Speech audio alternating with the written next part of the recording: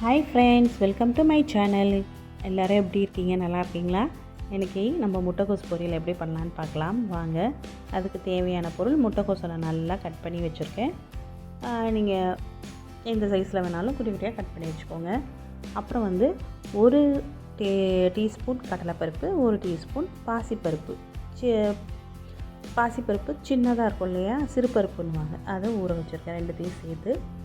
அப்புறம் ஒரு வெங்காயம் கட் பண்ணி வச்சுருக்கேன், ஒரு பல் பூண்டு, கேரட்டு ஒன்று, தாளிக்கிறதுக்கு கடுகு உளுந்தம் பருப்பு, சீரகம், வரமிளகா, பச்சை மிளகா ஆப்ஷனல், கருவேப்பிலை, பெருங்காயத்தூள், மஞ்சத்தூள், உப்பு, அவ்வளோதான்.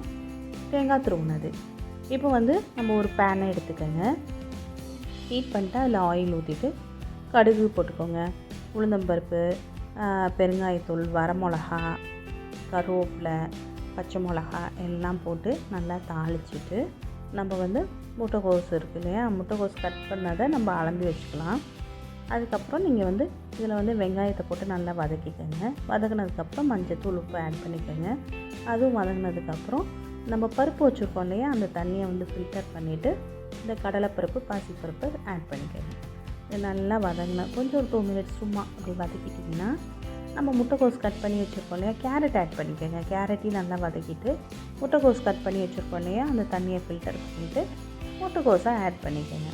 முட்டைக்கோஸை நல்லா ஒரு 2 வதக்கிட்டு க்ளோஸ் பண்ணி வச்சுட்டிங்கன்னா அதில் வந்து தண்ணி வற்றணும். லைட்டாக உப்பு போட்டுக்கோங்க. ஏன்னா காலிஃப்ளவரு, முட்டைக்கோஸு, மஷ்ரூம் இதெல்லாம் நீங்கள் இந்த 3 ஐட்டம் செஞ்சிங்கன்னா உப்பு கொஞ்சமாக போட்டாலே கூட போட்ட மாதிரி தெரியும். ஸோ கொஞ்சம் கம்மியாக சேர்த்துக்கோங்க. நம்ம எப்பயும் யூஸ் பண்ணுறதோட அதோட மஞ்சத்தூள் ஆட் பண்ணிக்கோங்க. இப்போ க்ளோஸ் பண்ணி வச்சுருங்க. நல்லா தண்ணி வற்றட்டும். வற்றினதுக்கப்புறம் 2 பிரட்டிட்டு அடுப்பை ஆஃப் பண்ணிவிடுங்க. ஆமத்திட்டு கொஞ்சமாக நம்ம துருவி வச்சுருந்தோம் இல்லையா தேங்காவை, அதை ஆட் பண்ணிங்கன்னா சூப்பரான டேஸ்டான முட்டைக்கோஸ் ரெடி ஆகிடும். ட்ரை பண்ணி பாருங்கள். மறக்காமல் நம்ம சேனலை லைக் பண்ணுங்கள், ஷேர் பண்ணுங்கள், சப்ஸ்கிரைப் பண்ணுங்கள். தேங்க்யூ ஃபார் வாட்சிங்.